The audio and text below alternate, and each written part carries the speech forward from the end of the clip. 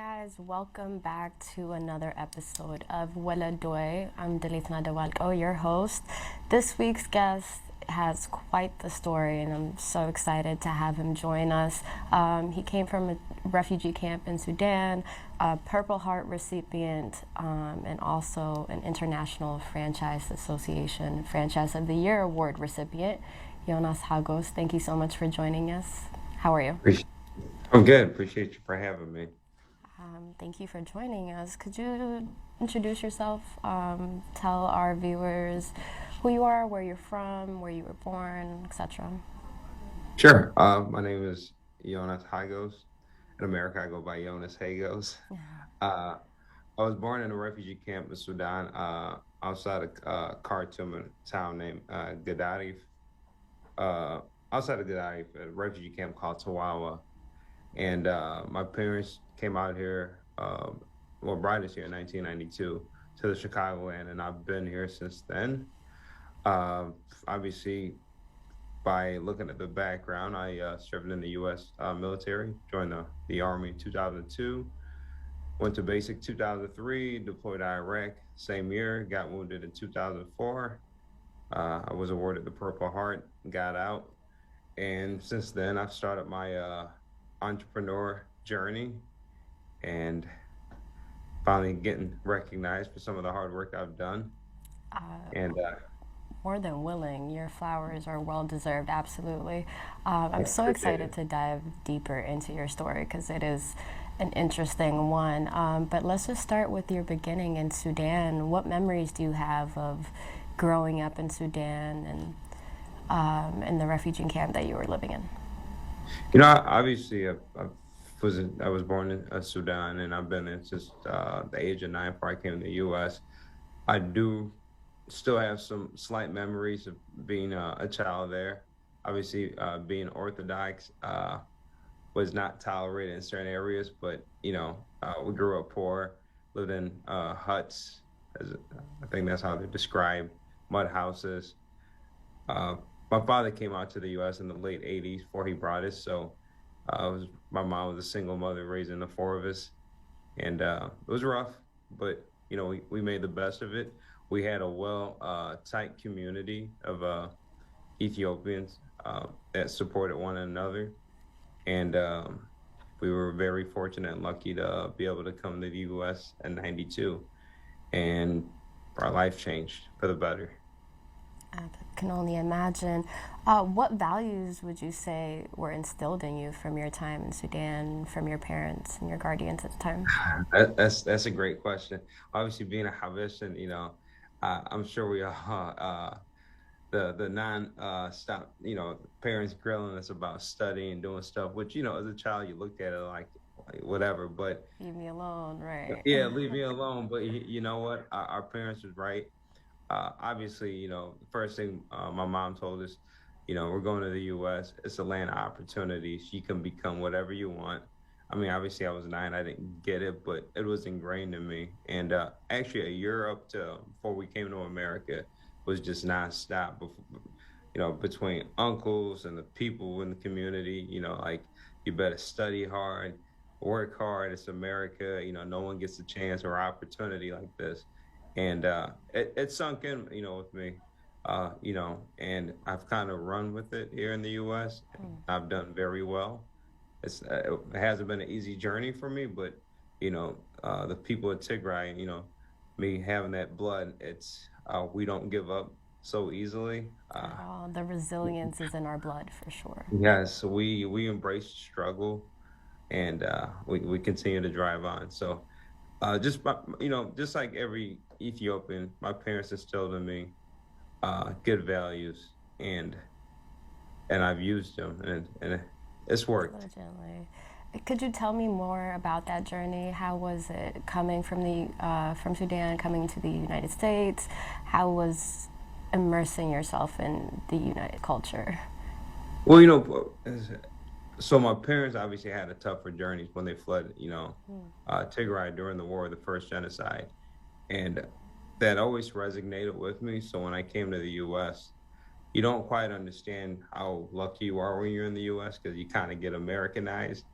Quickly But too. You do it, and I was young, but my parents never stopped reminding me, that it's important. I studied, I took being here serious because there's people back home that don't have the same opportunity as me or my brothers and sisters. So and I'm the oldest out of five, so Well, that doesn't help. yeah, you got We all get those. blamed for everything. Yeah, yeah, Exactly. but looking back now, I'm like, that was the best thing my parents have done for me. Just the constant reminder of how lucky someone like me is to be in the U.S. It's like equivalent to winning the lottery, if you think about it. So, and I cashed in on that ticket by following the American dream. Not sure if that answers your question, but What is that to you? If you could describe what an American dream, do you feel like you've reached that level of success? so that's a good question. I mean, everyone defines dreams differently. Like when you say the American dream, people think it's a house with a white picket fence, you know, Right. on a nice Saturday drinking a lemonade, or it could be going to a football game. For me, it was, growing up poor, and even when we came to the U.S., I mean, I thought we were rich, but I quickly realized, oh, we're living in a Section 8 housing and we're poor. My parents did housekeeping jobs and just to make ends meet. So I quickly realized that I see what my parents are telling me. I got to do better than them. And I had the opportunity to be able to go to school, to get educated, to learn the American way. So the American dream for me was to be able to get my mom out of a bad situation where I helped move her to a home. I bought her a house, got her out of Section 8 housing, and just help my brothers, sisters get through college, being the oldest. And obviously I got a family of my own. I do very well, but uh at the age of 39, I look at the American dream differently. Although I do well financially, it's not all about money. It's just having a peace of mind and being able to, walk to school or walk to a restaurant, without having the fear of the government, like, our people back at home. So I would say my American dream is what I'm living now, just having the freedom, how important it is to have freedom. That's amazing. Um, I read in an article that you said school wasn't just for you. So, coming from an Ethiopian background where school is the most important thing in our family's culture, what made you decide to leave school and then join the military? So I'm glad you asked that question because our people and school's very important. I mean, I got two kids. I want them to get educated, but It's a I'm little not gonna. different now that you have It kids. is, Your but stance is a I little think, different. yeah, I think a lot of people from Tigray I've seen just have. Although I didn't finish college, I knew what I wanted to do from day one. I used to tell my mom and dad, I'm going to own all kinds of businesses. I'm going to become this huge mogul entrepreneur. And obviously, our parents think you have to be educated, which you do, but I knew what I wanted to do, and I'm like, if you're willing to work hard in this country, you can accomplish anything, with or without school. And obviously, if you want to be a doctor, you have to go to school. If you want to be an engineer, you have to go to school. If you want to be a business person, you could go to school. But in my situation, I had my mind made up, and I've done my own research, and people I've looked up to that dropped out of school or never went to school that became successful. So, our people like to push that, not as much now because most Haitian kids would be like, well, look at Yonas, he didn't finish college. Right. And I'm not saying drop out of college. No, no, school's very important. But I joined the military, and the military sharpened me. I was like a dull tool that they went in, and it gave me the discipline and the structure I needed. And to me, that was equivalent to going to college. Right. Okay. Give me a little background in your time in the military. As well, so I went to basic training on March 18th, 2003. And for those of you that know your history, that was the day we invaded Iraq. So I arrived at Fort Sill, Oklahoma, and they pulled every one of us to a briefing room and said, look around you. Every one of you is going to either Iraq or Afghanistan, and training is going to be hell. I'm like, And what man, comes to your mind when you hear that? You're either going to right before, Iraq or Afghanistan. well, the day before I flew out, because I left home on the 17th, then flew out on the 18th to Oklahoma. And I remember my mom begging me, pleading with me, it's not too late. You can turn around. She goes, "We're gonna go invade Iraq, and you're gonna go to war." And I was like, "Mom, I have to do this." So that day, sitting in that briefing room, it's reality sunk in. I'm like, "Oh man, okay, this is real." And I took my training serious from that on, and that's what kind of helped save my life when I was downrange. But I took every training and every lesson to heart because it was very important, to be able to survive a war. And I was very fortunate and lucky after I was wounded that I didn't perish, and I'm here. Could you tell me your time in Iraq? We always said this when we were in combat. You don't want no shiny medals because the price that comes with it could be your life, a serious, injury. Like I received. I was wounded, and I was in Baghdad, Iraq. This was in 2004 when things kind of went crazy, and we were dealing with a serious insurgency, and I got hit with an RPG. Bounced off behind the vehicle, and I got hit with the shrapnel in the left shoulder, and I fell back 10 feet. I was announced dead. By the grace of God, I woke up, lost a lot of blood. I was rushed for a few surgeries. And I remember before they took me to the surgery room, they were able to get me a satellite phone calling my mom. As soon as she picked up, Habeshan woman, she knew, she just started crying. And I said, listen, give the phone to my brother. And I had a quick conversation with my brother, Alma. I just said, listen, I don't know if I'm going to make it or not, but I just want to tell you guys I love you. Something happens to me, this is how you can get the life insurance. And I got off the phone.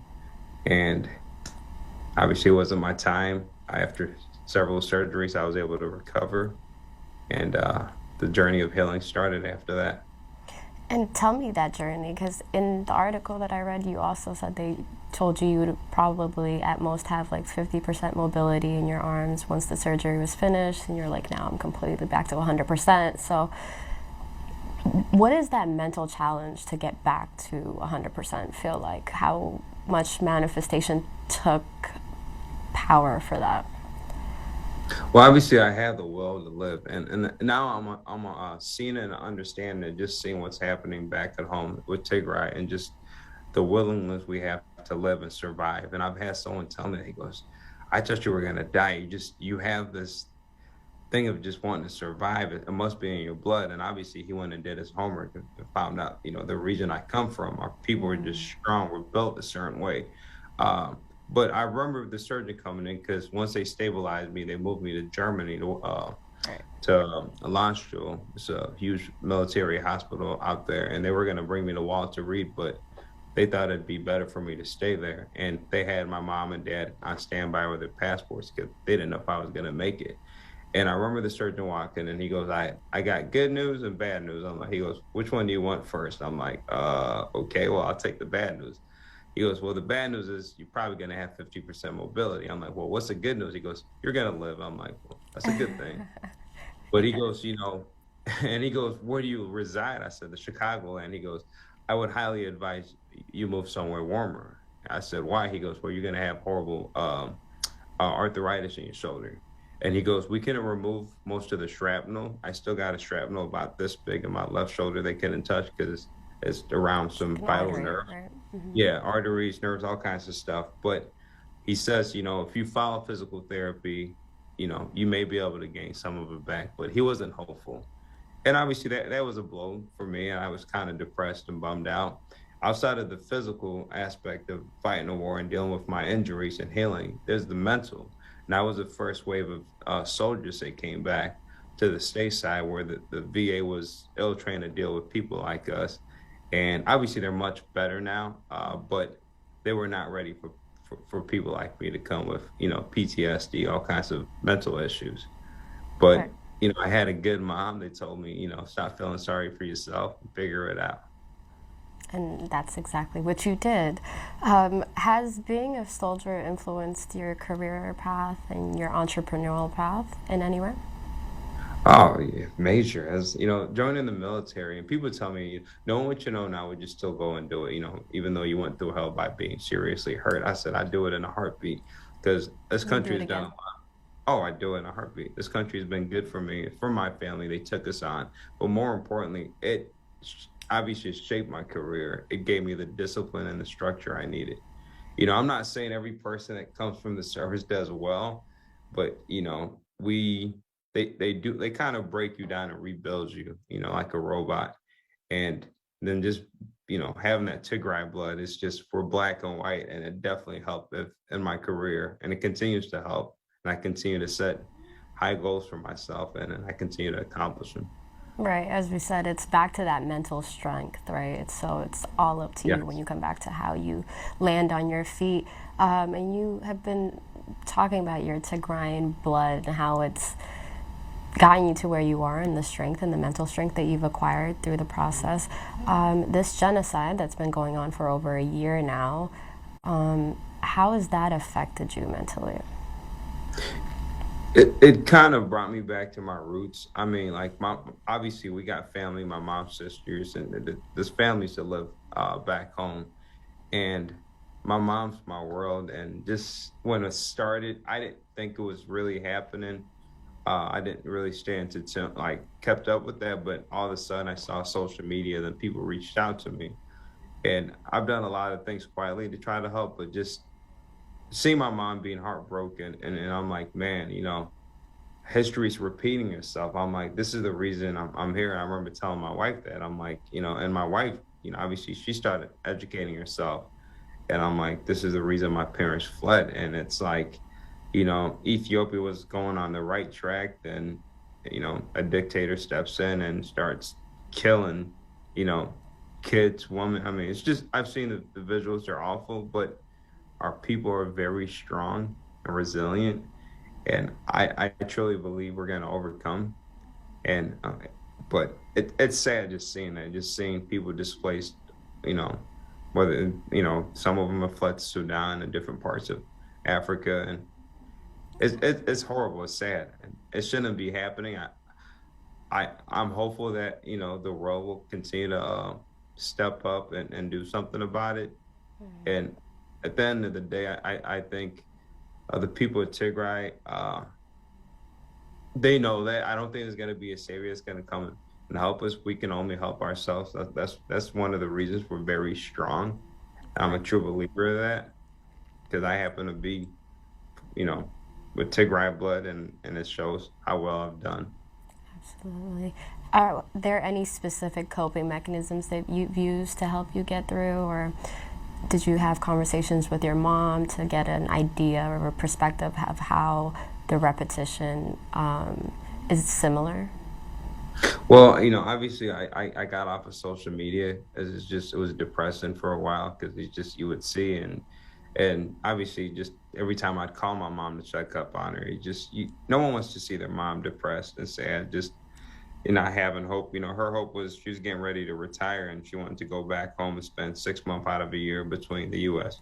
And her whole plan, it got pretty much ruined. And she's from Tembian, and my grandmother left us a property that we were gonna take remodel the house, and I wanted to go back to Ethiopia. I've never been there, believe it or not, and I was just waiting for my daughter to get to a certain age to make the journey. And even for me, it was like, wow, I was very hopeful to go back to visit the country in Tigray and see, my where my parents came from, my roots. And it just I prayed a lot. Obviously I would talk to my mom, I would talk to other people to see, what we can do. And I would try to apply pressure to some prominent people I know just to make people aware. And that was the best thing in a way that I didn't like being on social media and seeing all that, depressing stuff. But at the same time, I was able to share it and show, most Americans that didn't have no clue what was happening. Like, look, Right. genocide is happening in the 21st century, and like we have to do something about this. This shouldn't be happening. Exactly, and I think that's like the complexity of social media in general. It's like you want to be on it, you want to share all the atrocities and use your voice to the best of your abilities, but it's also a lot on our mental to see those graphic images and videos that are constantly coming out from that region is honestly just it could be too much. So the break is It is. It's a necessary. double-edged sword. It can be used for good and for evil, and it's just Exactly. finding that balance. Absolutely, absolutely. So, as a decorated war officer, I'm sure this war has some interest to you. Do you have any ideas or maybe comments in regards to the conflict and specifically the armies that are involved? Well, obviously peace is, the way to go, but when you're fighting a force that doesn't want peace and wants to like annihilate your existence, pretty much wipe you out from the face of the earth. Although I'm a U.S. citizen, I have the Tigray blood and I care truly. And if I could, I'd go down there and fight myself.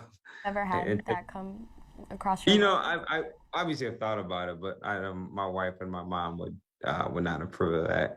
But I remember when I got angry one day, I was like talking to a buddy. I said, you know what, man, we should round up a few veterans and go out there and you know show these evil people killing innocent people some a thing or two. But Right. obviously, I'm one person.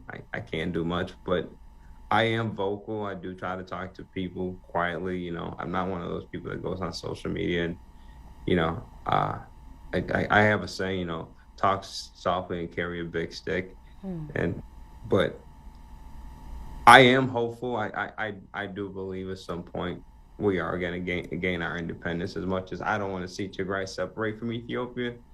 And if you've noticed, I still have the hope for the country, Ethiopia, but we're at crossroads.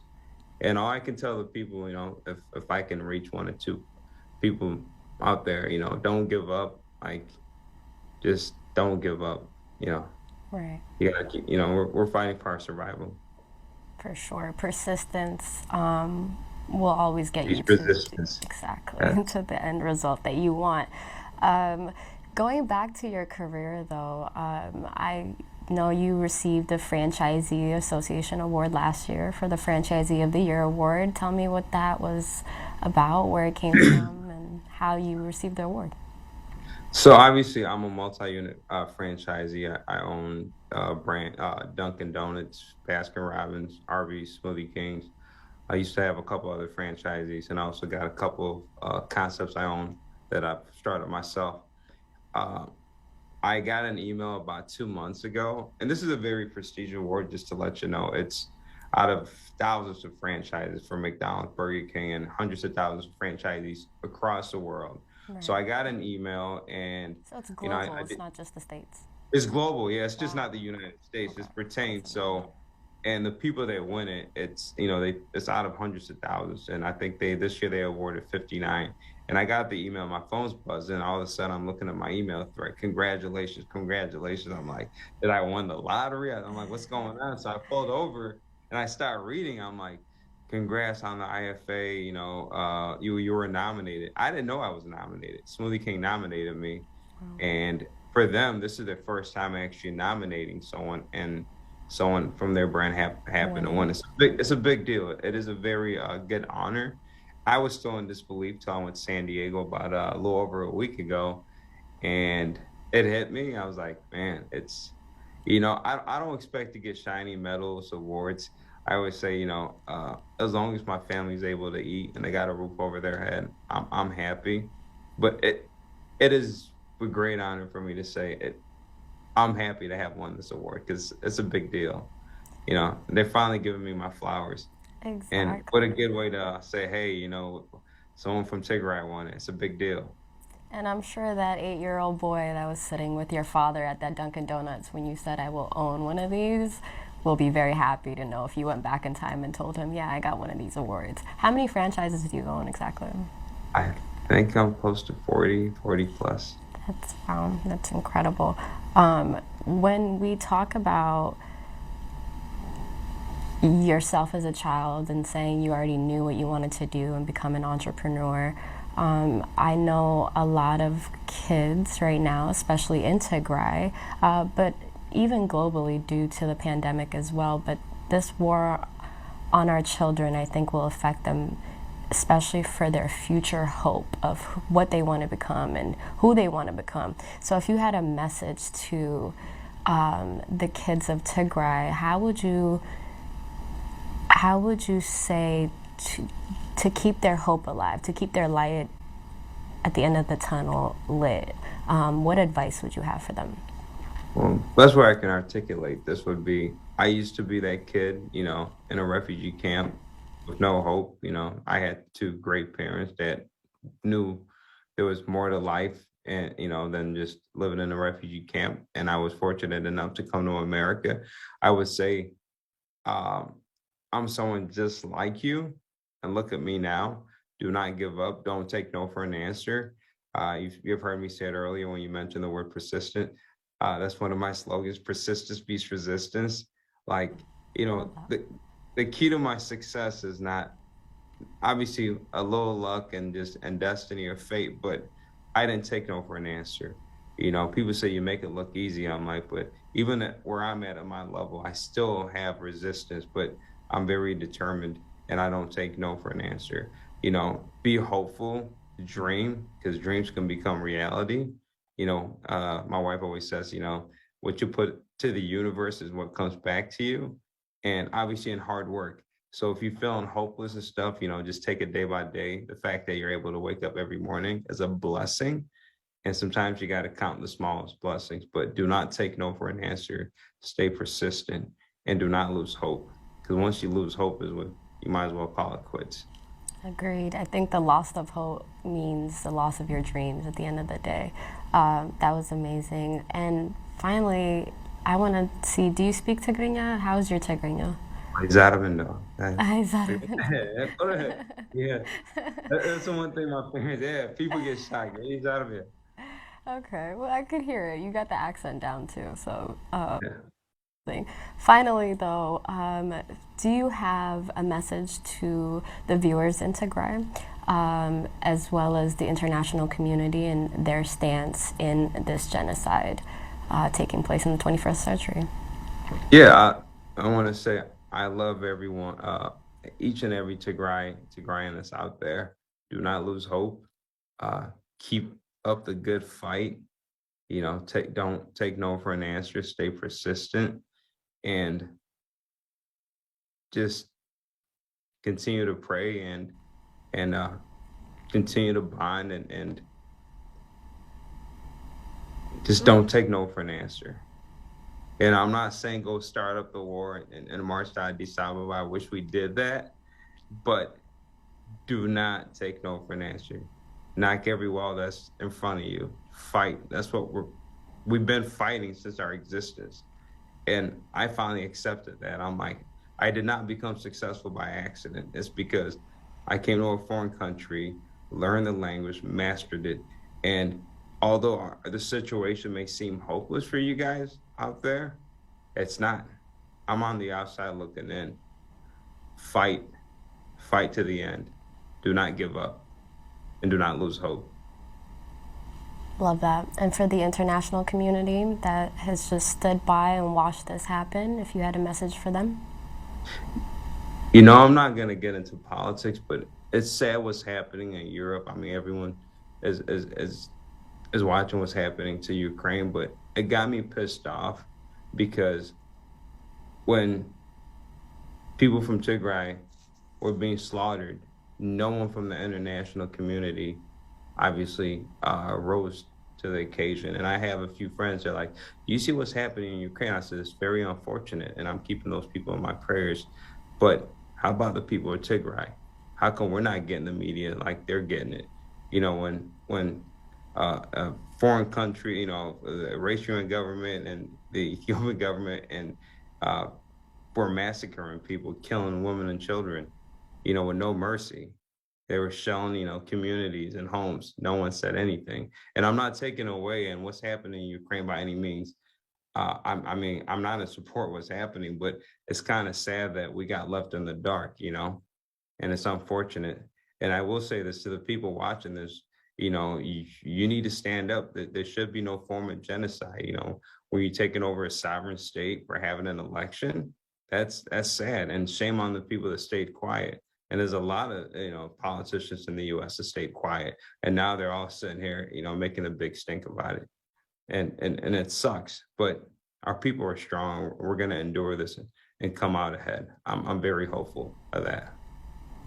Thank you so much for joining me today, Yonas. It's been a pleasure. You have a hell of a story to tell, and I hope you continue shining your light and giving advice to all of the young Tagaros that can look up to your success and want to be at the level of success that you're at. So thank you again for joining us. If you have anything you want to leave off in Tigrai, I'll give you the platform. But that's Oh, you catch me off guard. I a got, little bit. you know, Alrighty, thank you I'll say guys. it in English. I pray for world peace, Perfect. We'll leave it at that.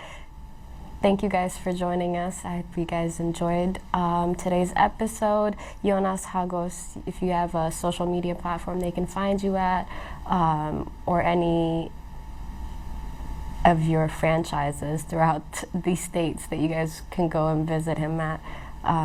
What is your social media platform? I do have a public page. It's Jonas. I believe it's Yonas Hagos. Yeah, Facebook is // whatever you call it, Yonas Hagos. If you just type my name, you'll be able to, all kinds of articles and links will pop up. I do Absolutely. have a website, and anything I can do to help my people, I'm up for it. Awesome. Thank you so much. Thank you. Bye-bye.